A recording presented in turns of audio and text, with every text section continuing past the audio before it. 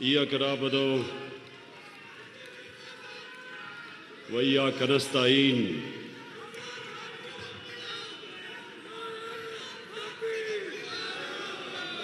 मैं थोड़ी खामोश। मैं सबसे पहले आज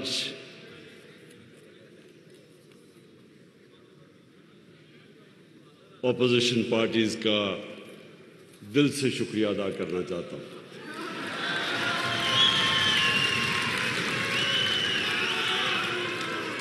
मैं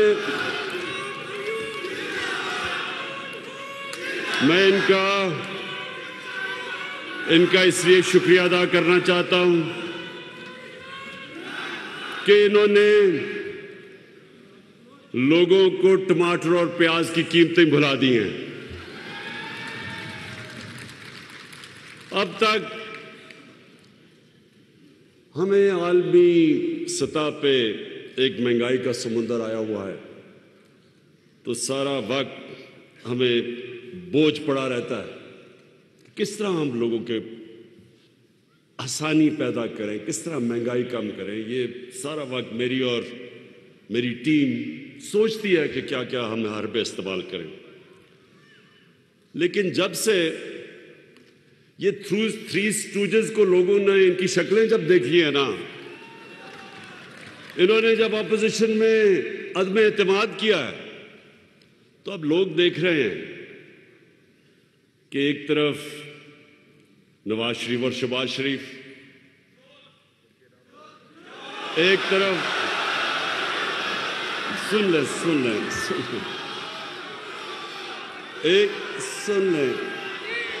दूसरी तरफ आसिफ जरदारी,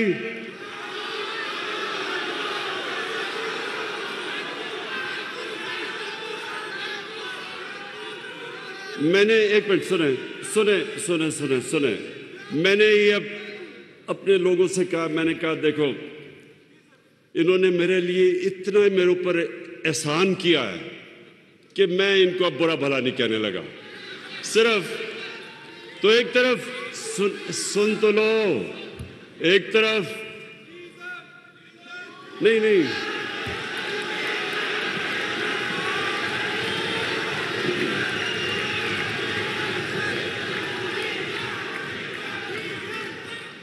मैं सबको अब जरा सुने तो ले, मुझे इनका शुक्रिया तो अदा करने दे। इन्होंने मेरी सारी पार्टी को खड़ा कर दिया, इन्होंने महंगाई भुला दी है, मेरे सारे हलकों से आवाजें आनी शुरू हो गई हैं, सारे इस्लामाबाद का रुख कर रहे हैं 27 तारीख को। इसलिए मुझे इनका शुक्रिया अदा करने दे प्लीज। पहले मैं ओवरसीज पाकिस्तानीज आपके पास आने लगा हूं, पहले मैं जरा शुक्रिया अदा करूं ना इनका। जैसे ही लोगों ने देखा कि ये तीन शक्लें, एक तरफ फजलुर रहमान,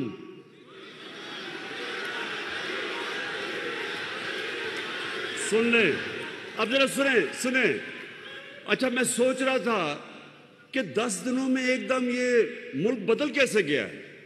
मैंने बड़ा रात को सोचा, मैंने कहा ये हुआ क्या है कि एकदम सारी मेरी पार्टी खड़ी हो गई, सारा मुल्क सब कुछ महंगाई भूल गया है।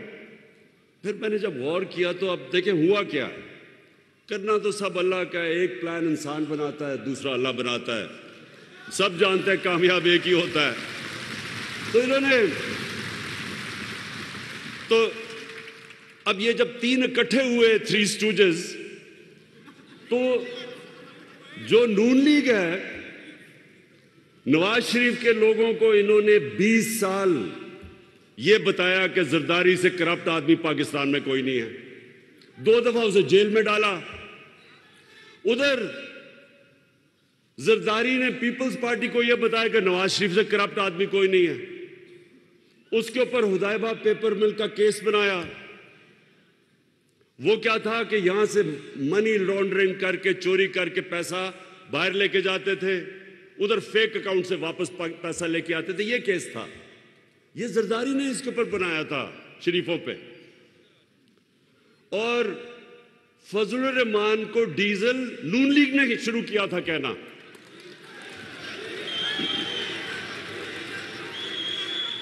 नून लीग का एक रंगबाज जिसने फजलुर रहमान का नाम डीजल रखा था, हमने नहीं रखा उसका नाम।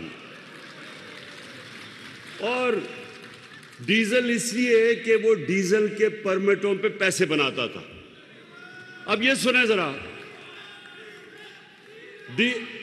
फजलुर रहमान की पार्टी समझती है कि पीपल्स पार्टी और नून लीग चोर हैं, नून लीग समझती है जरदारी चोर है, फजलुर रहमान डीजल है।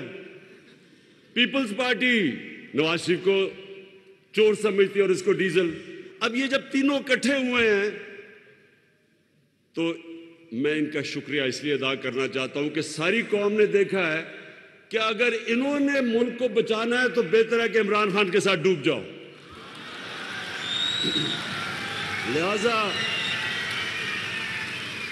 लिहाजा बहुत बहुत शुक्रिया।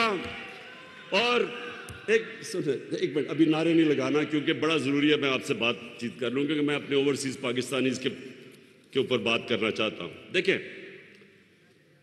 ये अल्लाह का खास करम हुआ है इस मुल्क पे कि ये तीनों इकट्ठे हो गए और इन्होंने फैसला किया अदम एतमाद की तहरीक करने का, वो मेरे खिलाफ वो करने का। तो मैंने उस दिन, आप यकीन करें, मैंने अल्लाह से 2 नफल मांग के शुक्रिया अदा किया।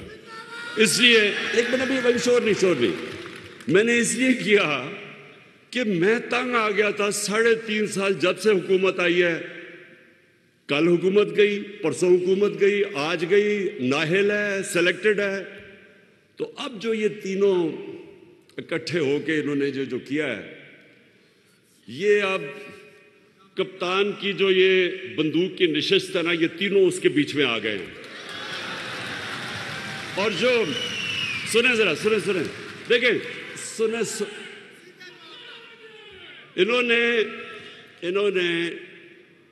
इन्होंने वो काम कर दिया कि मैं दुआ कर रहा था कि अल्लाह ये गलत फहमी में पड़ के कि जी शायद कौम इनके साथ खड़ी हो जाएगी।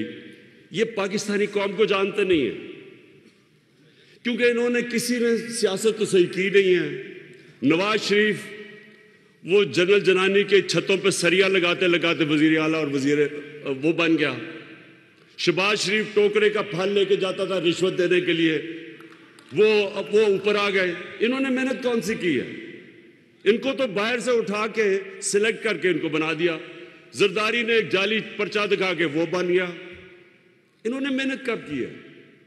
और फजलुर रहमान 30 साल से दीन को बेच रहा है, इन्होंने क्या मेहनत की है? ये अभी आपने पूरी फिल्म देखी, एक पार्टी ने ग्रास रूट से खड़े होकर थोड़े से लोगों के कैंपेन करके, अवाम में जाके मेहनत करके, मारे खा के, मुश्किलें देख के हम यहां पहुंचे हैं। ये कभी भी हमारा मुकाबला नहीं कर सकते। और अवाम की एक चीज ये समझ जाए, लोग मुश्किल वक्त, आलमी महंगाई, इसके अंदर लोग मुश्किल में तो हैं, लेकिन ये इनको गलत फहमी होगी है क्योंकि लोग मुश्किल में हैं, लोग इन 3 चेहरों की करप्शन भूल चुके हैं, ये गलत फहमी में पड़ गए और ये कप्तान के ट्रैप में आ गए हैं। अब इंशाल्लाह आप देखेंगे ये क्या होता है इनके साथ। मैं ये पेशन गोई करता हूं कि ये सिर्फ अज़्म एतमाद इनकी फेल नहीं होगी, इनकी 2023 की इलेक्शन भी गई। अच्छा, मैं जरा अब ओवरसीज पाकिस्तानी देखिए, क्योंकि मैं भी कोई 20 साल ओवरसीज पाकिस्तानी रहा हूं। मैं बाहर क्रिकेट खेलता था, बाहर कमाई करता था।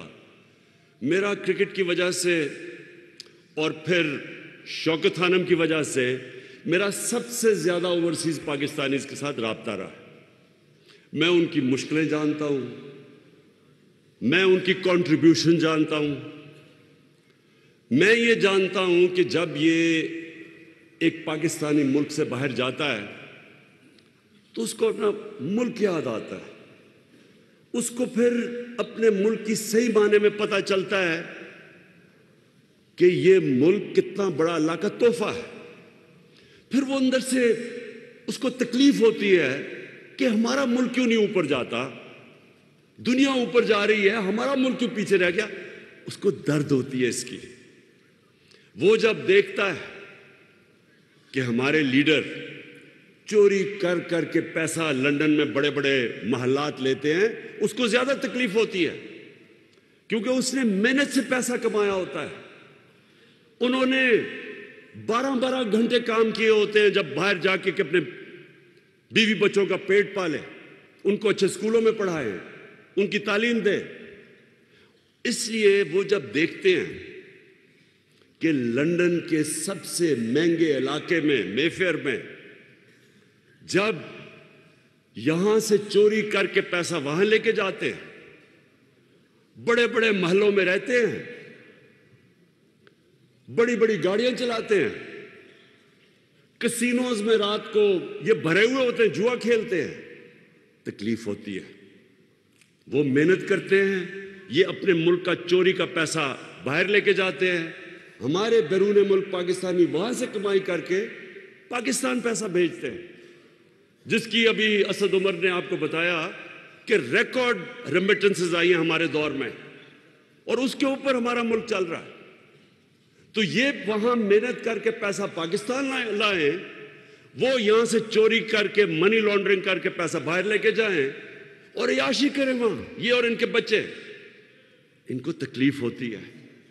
हमारे वो मेहनत कश पाकिस्तानी वो जब देखते हैं, एक तकलीफ ये होती है कि चोरी के पैसे में याशी कर रहे हैं, दूसरी तकलीफ ये होती है कि ये मुल्क को बदनाम कर रहे हैं, क्योंकि जब ये बाहर जाते हैं और ये बाहर महलों में रहते हैं तो सारे उनकी हुकूमत के लोगों को, उनके वजीर आजम को, सबको पता होता है कि इनके पैसे किधर किधर पड़े हैं और कितना चोरी का पैसा इनके पास है। आज रूसियों का, जो रूस के बड़े बड़े बिजनेसमैन हैं, जिनको ओलिगार्क्स कहते हैं, इनके सारे पैसे जब्त हो रहे हैं, इनके ऑफशोर अकाउंट्स जब्त हो रहे हैं, क्योंकि उनको गुस्सा है रूस के ऊपर। उसकी वजह से ये इनके सारी प्रॉपर्टीज, असासे, जायदाद वो जब्त कर रहे हैं, और इनको भी यही डर है। ये जो बड़े इस वक्त, ये जो खास तौर पे 2 बड़े खानदान जिन्होंने यहां से चोरी करके अरबों डॉलर इनका बाहर पड़ा है, ये सिर्फ यही नहीं कि चोरी करते हैं, इनका चोरी का पैसा हमारे मुल्क को गुलाम कर देता है। वो कभी भी सर उठा के बात नहीं कर सकते बाहर के लोगों के साथ। अगर उनको भी पता है दोनों को कि इनका चोरी का पैसा है, चोरी का पैसा इनको गुलाम बना देता है। जब आप देखते हैं कि जनाब वो पाकिस्तान का वजीर आजम ओबामा के सामने बैठा हुआ है, काम पे टांग रही हैं,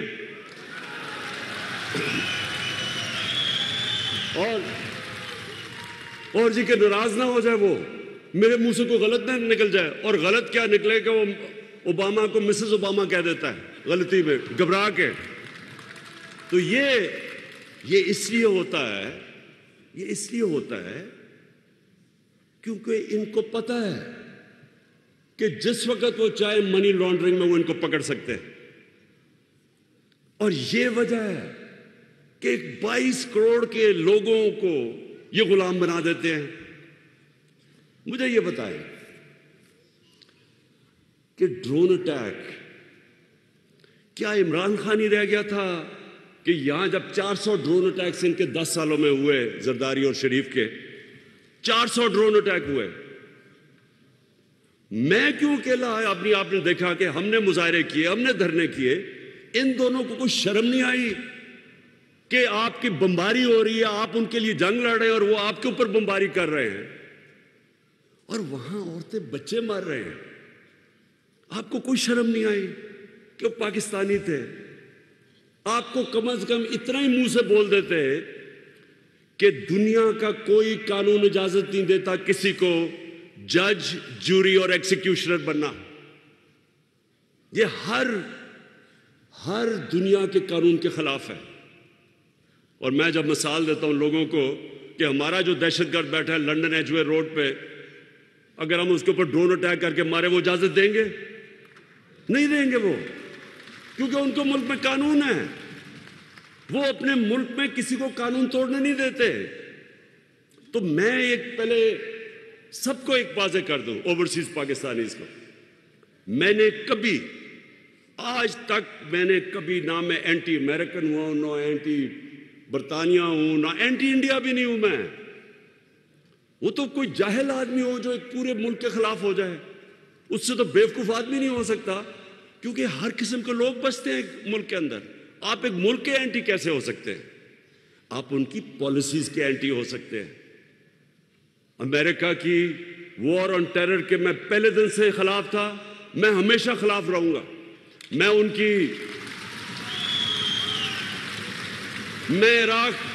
इराक की जंग के खिलाफ मैंने लंदन के अंदर मुजाहरे में, मैंने डेमोन्स्ट्रेशन के अंदर शिरकत की है।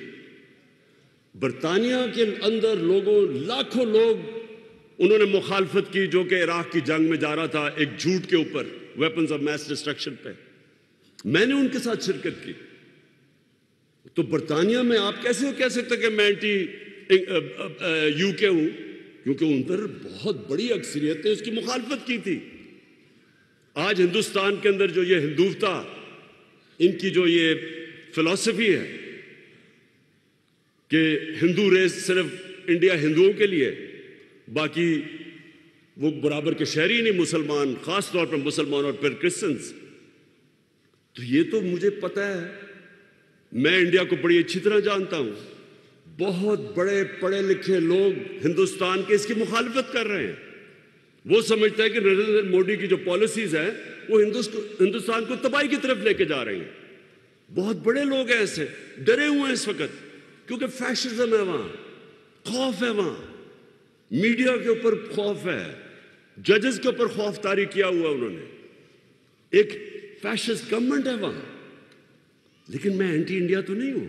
हम भी दुआ करते हैं कि वहां कोई सही लीडरशिप आए ताकि वो हिंदुस्तान में कश्मीरियों का हुकूक दे, वहां मुसलमान हैं, वहां उनको बराबर का शहरी बनाए। हम भी ये दुआ करते हैं।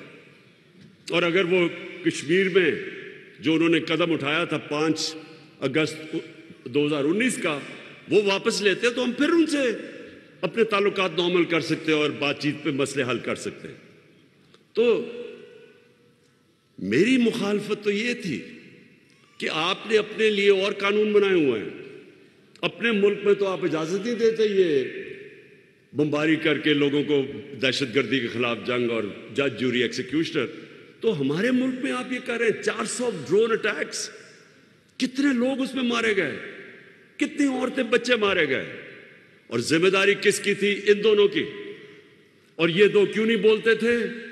क्योंकि ये अपने पैसे के गुलाम हैं। अगर चोरी के इनको इतना पैसे से प्यार है, ये इस मुल्क को बेच देंगे अपने पैसे को बचाने के लिए। इन्होंने जो हिंदुस्तान से, नवाज शरीफ ने जो किया है, आप सोचें कि हिंदुस्तान के प्राइम मिनिस्टर से बरका दत्त, बड़ी सहाफी है, उसने मुझे अपनी किताब भी दी हुई है।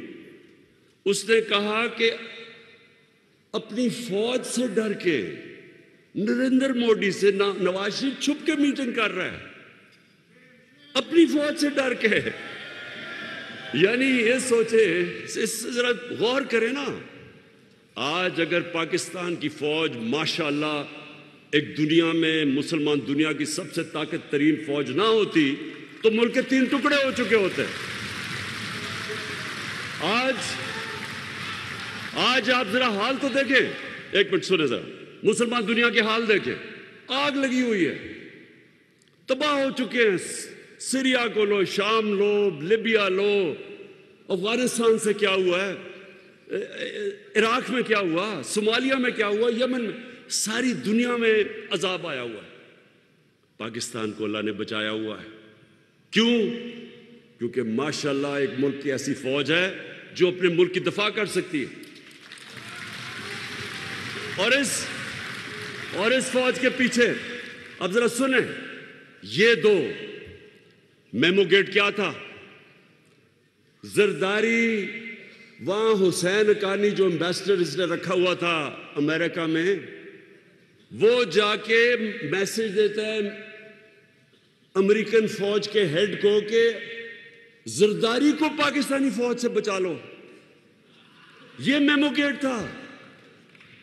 अब हैरत सोचे ना कि एक आदमी उनको ये कहता है कि अपनी फौज से, इसको एम्बेसडर कहता है कि अपनी फौज से, पाकिस्तान की फौज से जरदारी को बचा लो, और दूसरी तरफ नवाज शरीफ, डॉन लीग्स क्या थी? हिंदुस्तान को पैगाम दे रहे हैं कि जनाब अपनी फौज को, अपनी हिंदुस्तान को यह पैगाम दे रहा है कि हमारी फौज गलतियां कर रही है लेकिन नवाज शरीफ आपके साथ है। वो ओहो बस बस बस बस बस सुने, वो हर जगह नरेंद्र मोदी, पाकिस्तानी फौज, जब पिछला आर्मी चीफ थे रहील शरीफ, हर फोरम पे वो कहता था कि दहशतगर्दों का सरदार है, और नवाज शरीफ को कहता था ये तो बड़ा अच्छा हमारा दोस्त है। आप सोचे कि मुझे कोई कहे कि आर्मी चीफ, कोई बाहर का लीडर कहे कि आर्मी चीफ आपका दहशतगर्द है और इमरान खान बहुत अच्छा है, मैं अपनी तौहीन समझूंगा। मेरे मुल्क के चीफ को कह रहा है कि वो दहशतगर्द है, मतलब कि मैं, यानी असल में तो वो कह रहा है कि पाकिस्तान का जो चीफ मिनिस्टर है, प्राइम मिनिस्टर है, उसकी फौज दहशतगर्द है, और वो बड़े आराम से उसको शादियों पे बुला रहा है, उधर जिधर जाता था उसको उनके बिजनेस हो रहे थे। मैं सिर्फ आपको ये बताना चाहता हूं, ओवरसीज पाकिस्तानीज की बात कर रहा हूं। ओवरसीज पाकिस्तानीज को तकलीफ होती है जब वो देखते हैं कि इस तरह के लोग मुल्क को शर्मिंदा करवाते हैं दुनिया में करप्शन से। इनके ऊपर मजमून क्या लिखे जाते हैं, इनकी करप्शन के ऊपर मजमून आते हैं। जब इनके ऊपर एक आर्टिकल छपता है इंग्लैंड के मेन अखबार में, जिधर जरदारी जाके हाथ मिला रहा होता है उनके प्राइम मिनिस्टर से, और नीचे कैप्शन ही होती है कि वो अपने प्राइम मिनिस्टर को कह रहे होते हैं कि देख के कि तुम्हारी उंगलियां ना चोरी कर लें हाथ मिलाते मिलाते। ये मुल्क का प्राइम, ये सुन ले, ये इसलिए हमारे मुल्क के अंदर, हमारे मुल्क को उसका वो वकार नहीं बना, उसका मुकाम नहीं बना, क्योंकि इस तरह के लोग थे। मुझे कई इख्तलाफात हैं जुल्फ़िकार अली भुट्टो से, कई चीज़ों उन्होंने बड़ी गलत की, लेकिन मैं आज ये कहता हूं कि वो एक खुददार लीडर था।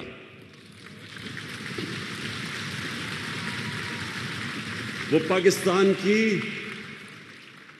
गैरत के लिए खड़ा होता था। उसने इस्लामिक कॉन्फ्रेंस बनाई, मुसलमान दुनिया में लोगों को इकट्ठा किया। वो किसी का गुलाम नहीं था, और इसलिए लोगों को उसके ऊपर फख्र था। हम पाकिस्तानी 22 करोड़ अवाम हैं। हमें ये बताया गया है पिछले 30 सालों में कि जी अगर तो हम अमेरिका हमारे से नाराज़ हो गए तो तब हम ख़त्म हो जाएंगे, अगर जी फलाना हमारे से नाराज़ हो गया तो हम ऐसे करके हमें रख दिया। देखिए, मैं जब क्रिकेट कैप्टन था, मैं सिर्फ आपको एक बात बताना चाहता हूँ। मैं जब शुरू की क्रिकेट तो हमारी टीम काउंटी क्रिकेट से खेल के बड़े अच्छे खिलाड़ी थे हमारे, लेकिन उन दिनों में नई हमें आज़ादी मिली थी अंग्रेज से। तो हमारे टीम के जो सीनियर्स थे उनके जहन में ऐसी एहसास कमतरी थी कि मैं जब शुरू में टीम में आया तो मुझे सीनियर प्लेयर कह रहे, जी अंग्रेज से हम नहीं जीत सकते, उनकी तो टेक्निक इतनी अच्छी है, उनकी क्रिकेट इतनी अच्छी है, हम तो सीखने आए हैं टूर पे, हम उनसे जीत नहीं सकते। उसका नतीजा ये होता था कि हम जीते हुए मैच हार जाते थे, क्योंकि पहले से ही हारे हुए होते थे मैच में से पहले कि हम तो जी इनसे जीत नहीं सकते। हम जब जीतना शुरू किया तो हमारी टीम इतनी अच्छी नहीं थी, अच्छे हमारे खिलाड़ी निकल गए थे जब तक मैं कैप्टन बना, लेकिन क्योंकि हमने एहसास कमतरी खत्म की थी, मैंने अपनी टीम को एक चीज समझाई थी कि जब आप कदम रखते हैं तो जब आप टीम मैदान देखते हैं तो पहले ज़हन में डालो कि यहाँ कोई भी नहीं जो मुझे हरा सकता है। जब तक आपका ये ज़हन नहीं होता आप जीत नहीं सकते। उसी तरह कौम होती है। अगर कौम के अंदर आप डाल दें, जिस तरह ये इन्होंने 10 साल अपने मुल्क के ऊपर ही बमबारी करवाई, अपने लोग मरवाए और डरे बात करते हुए कि जी वो नाराज ना हो जाए अमेरिका। देखें, अमेरिका के लोगों को पता है कि जब कोई अपने मुल्क के मफादात के लिए खड़ा होता है वो उसकी इज्जत करते हैं, जब वो उनके पैरों में गिर जाता है वो उसको इस्तेमाल करते हैं। हम 80 की दिहाई में हमने अमेरिका के साथ मिलके अफगान जहाद लड़ी। जैसे ही वो जहाद खत्म हुई 8-9 साल के बाद रूस और सोवियत यूनियन हार गई, हमारे ऊपर सैंक्शंस लगा दी उन्होंने। उसके बाद फिर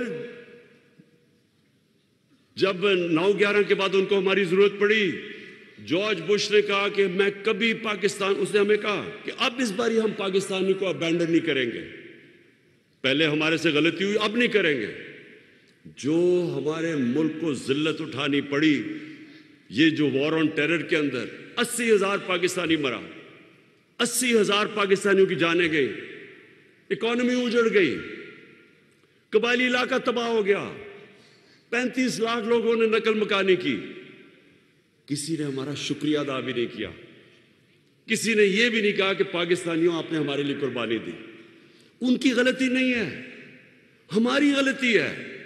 अगर हम इस्तेमाल होना चाहें दुनिया हमें इस्तेमाल करेगी, अगर हम अपनी इज्जत नहीं करेंगे दुनिया इज्जत नहीं करेगी।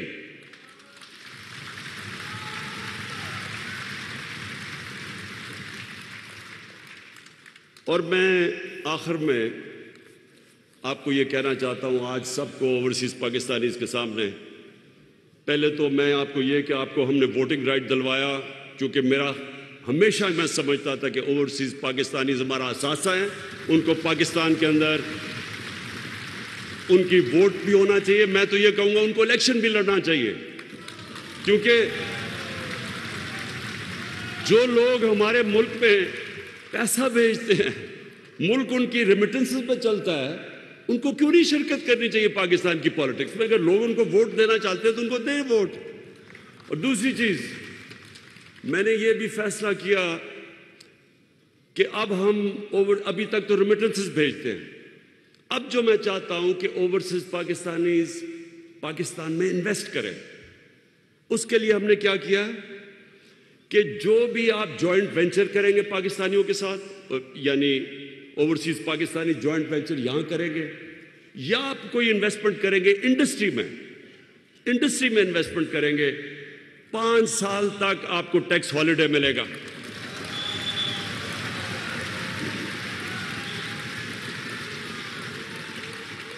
और बाकी सारे जितने आपके प्रॉब्लम्स, आपको वो सक्सेशन सर्टिफिकेट, वो जो डिजिटल हमने करवा दिया आपका पावर ऑफ अटर्नी, वो हमने आपकी डिजिटल करवा दी है। और इंशाल्लाह हर वक्त आप देखेंगे कि आपके लिए आसानियां पैदा। मैंने अपनी मिशंस को कह दिया है, अपने एम्बेसडर्स को, कि आपका सबसे बड़ा काम ये होगा कि आपने हमारे ओवरसीज पाकिस्तानीज की जिंदगी आसान करनी है, उनके लिए आसानियां पैदा करनी है बजाय मुश्किलात करने के लिए। और मैं आखिर में जो बात कहना चाहता हूं वो ये, मैं चैलेंज करता हूं, ये मैं आज खड़ा चैलेंज कर रहा हूं कि ये जो हमने 3.5 साल में पाकिस्तान के लिए जो मुश्किल हालात में हमने किया, मैं चैलेंज करता हूं कि पाकिस्तान की तारीख में किसी गवर्नमेंट ने 3.5 साल में इतना ज्यादा काम नहीं किया। और मैं सुन ले जरा, सबसे पहले अब सुने, कभी मुल्क तरक्की कर ही नहीं सकता जब तक आपकी एक्सपोर्ट्स ना बढ़े। कोई मुल्क तरक्की नहीं कर सकता, क्योंकि वेल्थ क्रिएशन ही नहीं होती जब तक मुल्क में ज्यादा डॉलर्स ना आए। हमारी एक्सपोर्ट्स, अब सोचें कि पिछले 10 साल में एक्सपोर्ट्स, अभी आसद ने जो बताया, ना बढ़ने के बराबर थी। हमारे से सब आगे निकल गए। 20 साल पहले हम साथ ही थे बांग्लादेश के, वियतनाम के, कैम्बोडिया के, हम इनके साथ साथ थे। सारे हमारे से आगे निकल गए एक्सपोर्ट्स में, मुल्क वहीं का वहीं खड़ा है। तो अब पाकिस्तान की रिकॉर्ड एक्सपोर्ट्स हुई हैं और इंशाल्लाह जो अभी फिगर्स आ रही हैं, जो हमारी तवक्को थी उससे भी ज्यादा एक्सपोर्ट्स हो चुकी है पाकिस्तान की। रेमिटेंसेस आपकी वजह से रिकॉर्ड हुई है। हमने इंसेंटिव्स दिए लोगों को कि बैंकिंग चैनल के जरिए पैसे भेजे, वो रिकॉर्ड हुआ है। फिर पाकिस्तान की तारीख में सबसे ज्यादा टैक्स कलेक्शन हुई है, जो कभी सोच भी नहीं सकता था कि 6000 अरब तक टैक्स इकट्ठा कर लेंगे, वो हमने किया। और ये किस टाइम पे? सारी दुनिया के अंदर कोरोना का अजाब आया हुआ था। जो बर्तानिया में बैठे और जो अमेरिका में बैठे लोग यहां बैठे हुए हैं, आप सोचें आपके ऊपर क्या गुजरी थी, किस तरह के हालात में आपने सामना किया। वह महंगाई आज का कितनी आई हुई है आप सब जानते हैं। हम दुनिया ने, जिस तरह असद ने कहा, दुनिया ने एक्नॉलेज किया कि जिस मुल्क में सबसे ज्यादा अहलियत थी, सबसे ज्यादा कॉम्पिटेंस थी इस मुश्किल वक्त से डील करने की, वो टॉप में पाकिस्तान था। और उस दौर में अपने लोगों को भी बचाया, अपनी इकोनॉमी को भी बचाया। 5.6% ग्रोथ रेट हुई, जो कोई तसव्वुर भी नहीं कर सकता था। एशियन डेवलपमेंट बैंक का भी वाइस प्रेसिडेंट, उसने कहा हमें हैरत है कि पाकिस्तान जिस तरह ऊपर गया। बिल गेट्स ने आके पाकिस्तान के मॉडल की तारीफ की। इकोनॉमिस्ट ने पाकिस्तान को रखा कि इन्होंने जिस तरह निकले हैं इस मुश्किल वक्त से। और टैक्स कलेक्शन उस वक्त पे 6000 अरब रिकॉर्ड पे लेके गए, अपनी टारगेट से आगे निकल गए।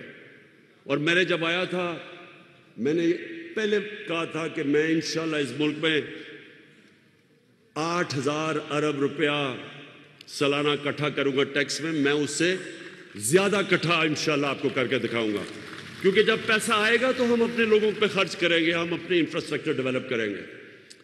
हमारी जो 4 फसलें थी, जो भी बताया, उससे 4 रिकॉर्ड फसलें हुई हैं पाकिस्तान की तारीख में। 1100 अरब रुपया गया देहात के अंदर। 65% पाकिस्तान देहात में है। कभी पाकिस्तान के देहात में इतना ज्यादा पैसा नहीं गया। उनको कीमत भी मिली और फसल भी रिकॉर्ड हुई और कीमत भी किसानों को मिली। कभी ऐसे कीमत नहीं मिली। हाँ, महंगाई हुई, लेकिन जो उनको इजाफी पैसा गया 1100 अरब रुपया, जो इस वक्त खुशहाली वो रिफ्लेक्ट होता है। Record motorcycle sales, record tractor sales, record गाड़ियों की सेल्स, क्योंकि लोगों के पास पैसा आया है। रिकॉर्ड इस वक्त टेक्सटाइल इंडस्ट्री ने सारे रिकॉर्ड तोड़ दिए हैं। हम जब आए थे, टेक्सटाइल इंडस्ट्री फैसलाबाद में बंद पड़ी थी। टेक्सटाइल इंडस्ट्री को रियल एस्टेट में कन्वर्ट कर रहे थे लोग। आज मजदूर नहीं मिलते टेक्सटाइल इंडस्ट्री के लिए। सारी पुरानी इंडस्ट्री चलनी शुरू हो गई है। ये हमारी पॉलिसीज की वजह से हुआ। आईटी, सारी दुनिया आगे निकल गई है, इंफॉर्मेशन टेक्नोलॉजी में हमें पीछे छोड़ गई। सिर्फ 2 सालों में 75% इंक्रीज आया हमारा आईटी के अंदर, क्योंकि हमने पॉलिसीज चेंज कर दी है। कंस्ट्रक्शन में हमने अपने लोगों को बचाया। 1500 अरब रुपया कभी भी इतना ज्यादा कंस्ट्रक्शन में जनरेट नहीं हुआ जो रिलेटेड इंडस्ट्रीज थी।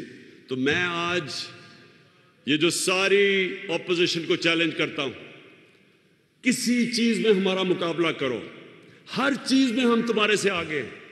कहते जी बड़ी महंगाई है। जब ये तीनों बारियां ले रहे थे, पीपल्स पार्टी का जब दौर था, तो तीनों ही पावर में थे, क्योंकि उन्होंने मुख मुका करके 10 साल हुकूमत की है। जो पीपल्स पार्टी का 5 साल का दौर था, उसमें हमारे से ज्यादा महंगाई थी। उसके बावजूद कि दुनिया में वो महंगाई नहीं जो आज है। अमेरिका में 40 साल के बाद इतनी महंगाई हुई है, बर्तानिया में 30 साल के बाद, तो उसके बावजूद उनकी महंगाई हमारे से ज्यादा थी। कोई इंडिकेटर ले लो, हमारी तालीम ले लो, पहली दफा पाकिस्तान की तारीख में यकसा तालीमी निसाब हम लेके आए हैं। कभी किसी ने नहीं सोचा इस चीज का। और हमारा सबसे बड़ी चीज, मैं चैलेंज करता हूं कि जो हमारी गवर्नमेंट ने पहली दफा कोशिश की अपने निचले तबके को उठाने के लिए, कभी इस तरह की कोशिश पाकिस्तान की तारीख में नहीं हुई। हेल्थ कार्ड, आप अमेरिका इंग्लैंड बैठे हैं, कहीं भी आपको हेल्थ इंश्योरेंस नहीं मिलती पैसे दिए बगैर। ये हम कर रहे हैं पाकिस्तान में कि हर खानदान को हम 10 लाख रुपया दे रहे हैं हेल्थ इंश्योरेंस में, मुफ्त हर खानदान को दे रहे हैं। ये कोई तसव्वुर भी नहीं कर सकता गरीब मुल्कों के अंदर।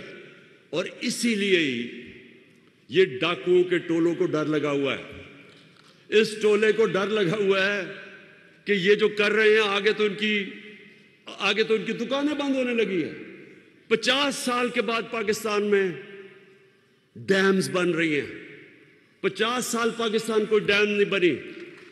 अब पानी बचाने के लिए पहली डैम 2025 में मोमन डैम बड़ी डैम है, 2026 में दासू डैम और 2028 में बादशाह डैम बनेगी, जिससे दुगनी हो जाएगी हमारी पानी की स्टोरेज। उसका मतलब हम और ज्यादा गंदम अपना पानी दे सकेंगे और इलाकों को पानी के नीचे ला सकेंगे। कहने का मतलब आखिर में यह है कि मैं चैलेंज करता हूं अपने मीडिया वालों को, अपने इकोनॉमिस्ट को, इन सारी पार्टीज को, कभी हमारे साथ डिबेट करो। हम आपको साबित करेंगे कि आप तो 30 साल 35 साल बारियां लेते रहे हैं। हमने 3.5 साल में जिस तरह की पाकिस्तान में इंप्रूवमेंट्स किए हैं, पाकिस्तान की तारीख में किसी ने नहीं की। नेशन बिल्डिंग की है, रहमतुल्लिल आलमीन अथॉरिटी अपने बच्चों की तरबियत करने के किए है। लोगों को पता चले मुल्क बना क्यों था, सीरत नबी क्या थी, कैसे नबी सल्लल्लाहु अलैहि वसल्लम ने लोगों के कैरेक्टर बदल दिए, लीडर बना दिया, लोगों को दुनिया की इमामत करवाई। पता ही नहीं हमारे लोगों को कि पाकिस्तान तो बना ही इसलिए था।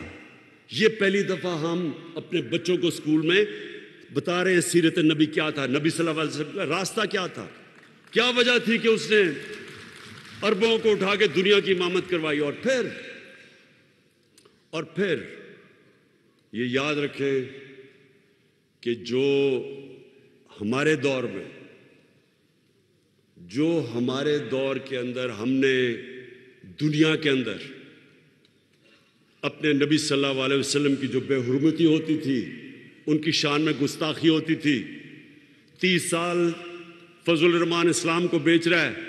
मैंने 3.5 साल में आज प्रेसिडेंट पुतिन के मुंह से निकला है कि आज़ादी सहाफत के नाम पे आप नबी सल्लल्लाहु अलैहि वसल्लम की शान में गुस्ताखी नहीं कर सकते।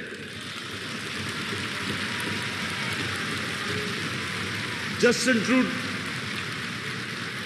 कनाडा का प्राइम मिनिस्टर जस्टिन ट्रूडो ने उसने स्टेटमेंट दिया है कि आप आज़ादी है राय का नाम उसकी पीछे हमारे नबी सल्लल्लाहु अलैहि वसल्लम की शान में गुस्ताखी नहीं कर सकते। ये पहली दफा हुआ है। ये इतनी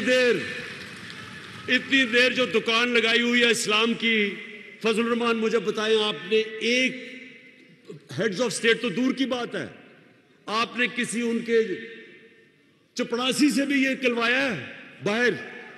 आपको पता है आज यूनाइटेड नेशंस के अंदर, ये मैं आपको बताना चाहता हूं कि आज यूनाइटेड नेशंस के अंदर आज डिबेट हो रही है और रेजोल्यूशन पास होगा इस्लामोफोबिया के खिलाफ। ये हमारी वजह से है। आप बैरून मुल्क पाकिस्तानियों को पता है इस्लामोफोबिया क्या है, यहां तो लोगों को नहीं पता। वो जो आप बाहर रहते हैं आपको पता है कि कई दफा सर कवर किया हुआ है और सड़कों के ऊपर बुरा भला को कहते हैं। कोई बात नहीं करता था आज तक। ये मुझे फख्र है कि यूएन में, ओआईसी में, दुनिया में मैंने इस चीज को उठाया और आज इंशाल्लाह यूनाइटेड नेशंस की जनरल असेंबली में रेजोल्यूशन पास की जाएगी इस्लामोफोबिया के खिलाफ। मैं फिर से आखिर में ओवरसीज पाकिस्तानीज को ये यकीन दिलाना चाहता हूं कि मेरी गवर्नमेंट आपको इस मुल्क का सबसे बड़ा असासा समझती है और हम पूरी कोशिश करेंगे आपकी बेहतरी के लिए, आपकी आसानियां के लिए, और आपको कैसे कि पाकिस्तान में आप इन्वेस्ट कर सकते हो और अपना भी फायदा और मुल्क का भी फायदा करवा सकते हैं। शुक्रिया। पाकिस्तान तहरीक इंसाफ के ज़ेर-ए-तमाम